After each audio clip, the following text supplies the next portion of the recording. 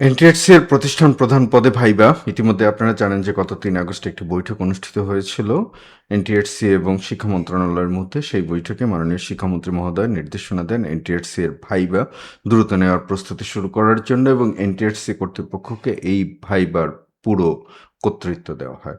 একটি প্রশ্ন উঠেছিল যে নিয়োগ কমিটির কাছে যাবে কিনা। হ্যাঁ, নিয়োগ সবসময়কার জন্যই কমিটির কাছে আসে, কিন্তু সুপারিশের যে বিষয়টি, অর্থাৎ সেই সুপারিশ আগের মতোই এনটিআরসি এর কাছে আছে। এটি নিয়ে কথা হয়েছিল, অনেক তর্ক বিতর্ক হয়েছে বা তীব্র আন্দোলন হয়েছে। সবকিছুর পরে এখন ওই বিষয়টি আর আলোচনায় নেই। খুব সম্ভবত ওই বিষয়টি যে প্রস্তাবনা করা হয়েছিল সেটি অঙ্কুরেই বিনষ্ট, অর্থাৎ বাতিল হয়ে গিয়েছে। তো সুতরাং এনটিআরসির প্রতিষ্ঠান প্রধান পদে যারা আপনারা ভাইবায় অংশগ্রহণ করবেন, ভাইবার জন্য প্রস্তুতি নেওয়া শুরু করুন। যতটুকু আমাদের কাছে খবর আছে যে হয়তো আগস্ট মাসের শেষ দিকে আপনারা ভাইবার শুরু হওয়ার সম্পর্কিত একটি ঘোষণা বা তারিখ পেতে পারেন। আসসালামু আলাইকুম, যে যেখান থেকে আমাদের ভিডিও দেখছেন, আমার পাঠঘরে আপনাদেরকে আরও একবার স্বাগতম। আমরা ভাইবা নিয়ে কথা বলছিলাম, তো ভাইবার প্রস্তুতি, ভাইবা নিয়ে আমরা ধারাবাহিক আলোচনা করছি এবং ইতিমধ্যে আমার পাঠঘর মানে আপনাদের পাঠঘর ভাইবা নিয়ে বেশ কয়েকটি ব্যাচ আমরা পরিচালনা করেছি। তো আমাদের অনলাইন ব্যাচ চলমান আছে। আমরা সেখানে বিস্তারিত দেখিয়ে দেওয়ার চেষ্টা করছি যে ভাইবাটা আসলে কিভাবে দেবেন, কিভাবে প্রস্তুতি নিবেন, কিভাবে ভাইবায় অংশগ্রহণ করবেন। তো তো এই ভিডিওগুলো আমাদের চ্যানেলে দেওয়া আছে, আপনারা সেখান থেকে দেখে নিতে পারেন। এখন এই ভাইবার প্রস্তুতি হিসেবে আজকে আমরা আলোচনা করব একটি প্রশ্ন, যে প্রশ্নটি আপনাদের করতেই পারে ভাইবা বোর্ডে। সেই প্রশ্নটি হচ্ছে যে আপনি নিজেকে এই পদের জন্য যোগ্য মনে করেন কি না। খুব টাফ লেভেলের একটি প্রশ্ন। এই প্রশ্নটির মাধ্যমে অনেকগুলো বিষয় যাচাই করার চেষ্টা করে। তো চলুন আমরা সে বিস্তারিত দেখে আসি। আপনি এই পদের জন্য নিজেকে যোগ্য মনে করেন কিনা? এই প্রশ্নের মাধ্যমে বোর্ড মূলত যাচাই করার চেষ্টা করে আপনার আত্মবিশ্বাস কতটুকু, আপনার প্রাতিষ্ঠানিক যোগ্যতা, আপনার নেতৃত্বগুণ, ব্যবস্থাপনা দক্ষতা এবং সামগ্রিকভাবে আপনি এই পদের জন্য আপনার যে দায়িত্ব, সে দায়িত্ববোধ সম্পর্কে আপনি সচেতন কিনা। আপনার প্রতিষ্ঠান প্রধানের ভূমিকা, দায়িত্ব সম্পর্কে জ্ঞাত কিনা, অর্থাৎ প্রতিষ্ঠান প্রধান হলে আপনার যেই দায়িত্ব থাকবে এবং সেই দায়িত্ব পালন করতে গিয়ে আপনার ভূমিকা কি হবে।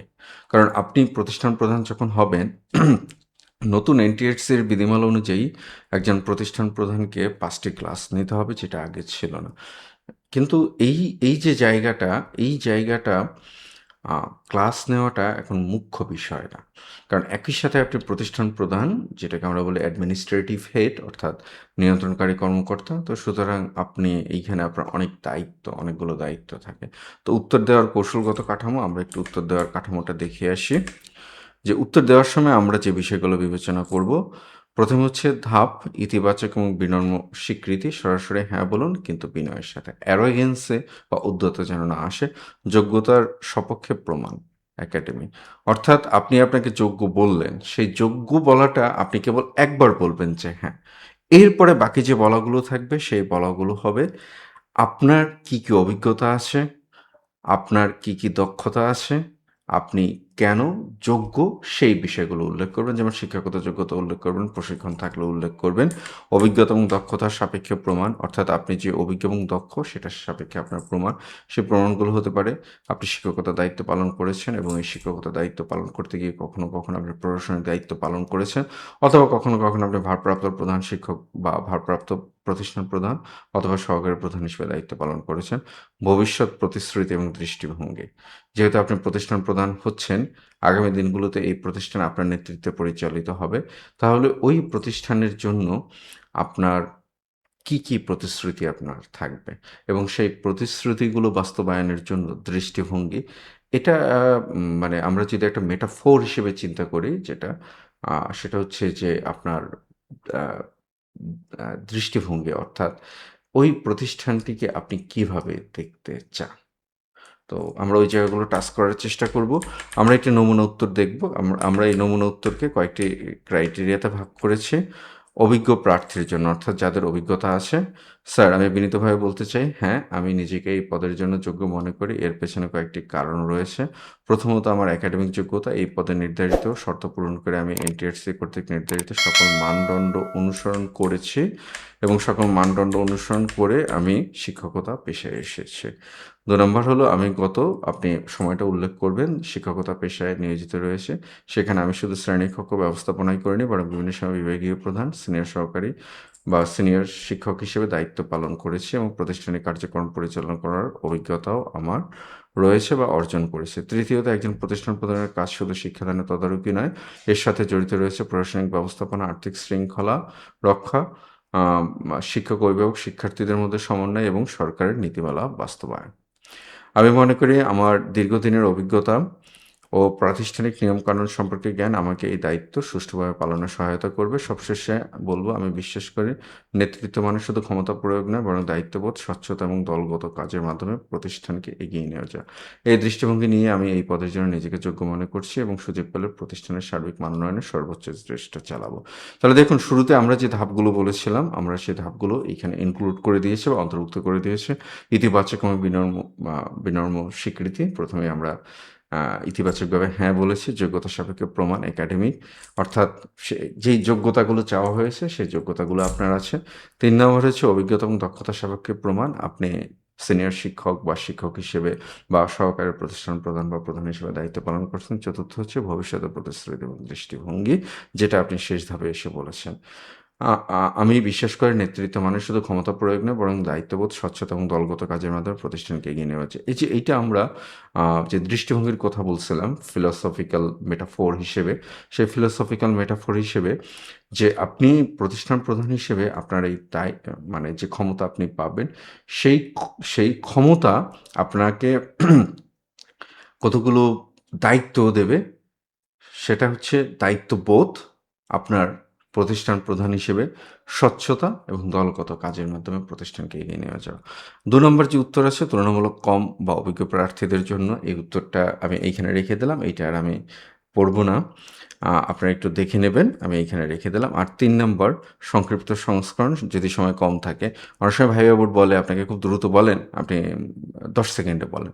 তাহলে কি করবেন সেখানে? সেই একই আ আ থিওরি আমরা প্রয়োগ করব, তবে সংক্ষেপে এবং খুব ক্লেভারলি আমরা এটাকে প্রয়োগ করব। জি স্যার, আমি নিজেকে যোগ্য মনে করি কারণ আমার শিক্ষাগত যোগ্যতা এই পদের শর্ত অনুযায়ী সম্পূর্ণ। আমি এত বছর শিক্ষকতার অভিজ্ঞতা রয়েছে এবং আমি প্রাতিষ্ঠানিক নিয়মকানুন, শিক্ষানীতি এবং প্রশাসনিক কাঠামো সম্পর্কে যথেষ্ট ধারণা রাখি। এছাড়া আমি বিশ্বাস করি নিষ্ঠা, স্বচ্ছতা এবং নেতৃত্বের গুণ নিয়ে কাজ করলে আমি প্রতিষ্ঠানটির সার্বিক উন্নয়নে ইতিবাচক ভূমিকা রাখতে পারব।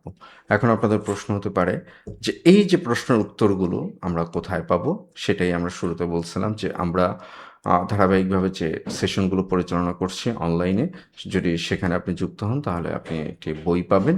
সে বইয়ের মধ্যে এই উত্তরগুলো দেওয়া আছে এবং এর পাশাপাশি আমাদের যে ক্লাসগুলো অনুষ্ঠিত হবে সেই ক্লাসগুলোতে আমরা এই উত্তরগুলোর পুঙ্খানুপুঙ্খ বিস্তারিত আসপেক্টগুলো আমরা আলোচনা করব। তো আপনারা যারা আমাদের এই কোর্সের সাথে যুক্ত হতে চান বা আমাদের এই সেশনের সাথে যুক্ত হতে চান, আমাদের যে নাম্বার দেওয়া আছে সেই নাম্বারে যোগাযোগ করুন। আর সরাসরি হোয়াটসঅ্যাপে নক করতে পারেন। সেখানে প্রতিষ্ঠান প্রধান ভাইবা লিখে নক করলেই আমরা আপনাকে বিস্তারিত জানিয়ে দেব। উত্তরে অবশ্যই যা উল্লেখ করা উচিত, অর্থাৎ উত্তরে আপনি যেটা উল্লেখ করবেন মাস্ট বি, সেটা হচ্ছে যে শিক্ষাগত যোগ্যতা, নির্দিষ্ট ডিগ্রি প্রশিক্ষণ, শিক্ষকতার প্রশাসনিক অভিজ্ঞতার সময়কাল, পূর্বে পালিত কোনো দায়িত্ব, প্রতিষ্ঠান প্রধানের মূল দায়িত্ব সম্পর্কে সচেতনতা, অর্থাৎ প্রতিষ্ঠান প্রধান হিসেবে আপনাকে মূল যে দায়িত্ব পালন করতে হবে, ভবিষ্যতে প্রতিষ্ঠানের উন্নয়নে অবদান রাখার সংক্ষিপ্ত প্রতিশ্রুতি, বিনয়ী কিন্তু আত্মবিশ্বাসী ভাষাভঙ্গি। তো কিন্তু যেটা আপনি করবেন না সেটা হচ্ছে, না স্যার আমি ঠিক যোগ্য মনে করি না, অতিরিক্ত বিনয় দুর্বলতা হিসেবে প্রতীয়মান হতে পারে, আমি সবচেয়ে যোগ্য প্রার্থী, অহংকারে শোনাতে পারে, অন্যদের ছোট করার ইঙ্গিত দেয়, শুধু হ্যাঁ বলে থেমে যাওয়া, ব্যাখ্যা না দিলে উত্তর দুর্বল মনে হয়, অতিরিক্ত দীর্ঘ এবং অপ্রাসঙ্গিক তথ্য, যেটা বোর্ডের ধৈর্যচ্যুতি বা বিরক্ত হতে পারেন বোর্ড, মিথ্যা বা অতিরঞ্জিত অভিজ্ঞতার উল্লেখ পরবর্তী প্রশ্নে ধরা পড়ার ঝুঁকি থাকে। অর্থাৎ এর কিছু কাউন্টার কোশ্চেন আপনাদেরকে করতে পারে। ওই কাউন্টার কোশ্চেনগুলো আমরা আমাদের যে ভাইবার যে সেশনগুলো হয় সেই সেশনগুলোতে আমরা বিস্তারিত দেখিয়ে দেই যে এই কাউন্টার প্রশ্নগুলো আপনাকে করতে পারে। তো আমরা একটু দেখব শারীরিক ভাষা। সোজা হয়ে বসুন, চোখে চোখ রেখে কথা বলুন, এটি আত্মবিশ্বাসের বহিঃপ্রকাশ। কণ্ঠস্বর ধীর, স্পষ্ট এবং দৃঢ় কণ্ঠে উত্তর দিন, তাড়াহুড়ো করবেন না। প্রাসঙ্গিক উদাহরণ দিবেন, প্রাসঙ্গিক নীতিমালা জ্ঞান দিবেন। অনুসরণীয় প্রশ্ন প্রস্তুতি। এই প্রশ্নের পরে সাধারণত প্রশ্ন যেটা করা হয়, আপনার দুর্বলতা কি? আপনি কিভাবে শিক্ষক অভিভাবক দ্বন্দ্ব সামলাবেন? আপনার ৫টি বা ১০টি ভালো গুণ, আপনার কিছু দুর্বলতা। তো ওই প্রশ্নের উত্তরগুলো ইনশাল্লাহ সেগুলো আমরা আমাদের যে ভাইবার সেশন অনুষ্ঠিত হয়, সেই ভাইবার সেশন বা ক্লাসগুলোতে বিস্তারিত জানিয়ে দেব। তো প্রিয় সহকর্মী, সিনিয়র সহকর্মীরা, বয়োজ্যেষ্ঠ সহকর্মীরা, আপনারা আপনাদের প্রস্তুতি নিতে থাকুন। অনিশ্চয়তার জন্য আপনাদের প্রস্তুতির কিছুটা ঘাটতি হয়েছে, তবে এটা নিয়ে একদম টেনশন করার কোনো কারণ নেই। যে ভাইবার কথা আমরা বলছি, যে প্রস্তুতির কথা বলছি, সেটা ৯০% আপনাদের মধ্যে ইতিমধ্যেই আছে। বাকি হয়তোবা ৫ থেকে ৭% যেটা দরকার, সেটা আমরা আলোচনার মাধ্যমে বিশ্বাস করি ঠিক আমরা সেই জায়গাগুলোকে আমরা তৈরি করে নিতে পারবো। তো আপনাদের মতামত কি, বা ভাইবা বিষয়ে কোনো প্রশ্ন থাকলে, বা ভাইবা কোর্সে ভর্তি হওয়ার বিষয়ে কোনো আপনাদের জানার থাকলে অবশ্যই আমাদেরকে আমাদের হোয়াটসঅ্যাপ নাম্বারে জানাবেন বা আমাদের কমেন্ট সেকশনে জানাবেন। সবার জন্য শুভকামনা, ভালো থাকবেন। ইনশাআল্লাহ আবারও দেখা হবে আপনাদের সাথে। আসসালামু আলাইকুম।